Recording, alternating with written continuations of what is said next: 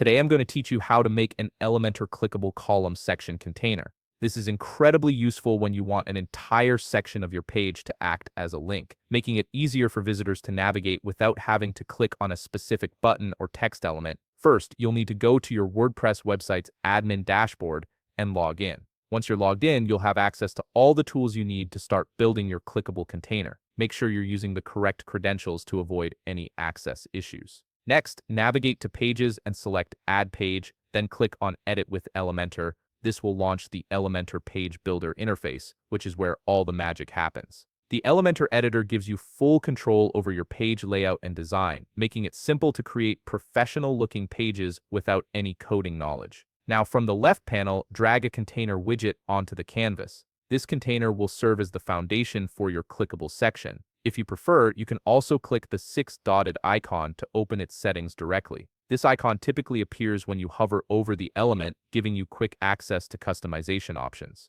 In the left panel, go to Layout, then scroll down to Additional Options. This is where you'll find the settings that allow you to transform your container into a clickable element. Under Additional Options, look for the HTML tag drop-down menu. Select a link parenthesis from the HTML tag drop-down. This step is crucial because it changes the container's HTML structure, turning it into a hyperlink element rather than just a static div. By doing this, the entire container becomes clickable, which is exactly what we're aiming for. Next, click the link icon next to link and enter your target URL. For example, you might type https://example.com. This URL is where visitors will be redirected when they click anywhere on the container. Make sure the link is correct and functional before moving forward. Now it's time to add some content. Drag a heading widget inside the container to give your section some text or a call to action. You can add other elements as well, like images or icons, depending on what you want your clickable section to convey. This content will help visitors understand what they're clicking on and where it will take them.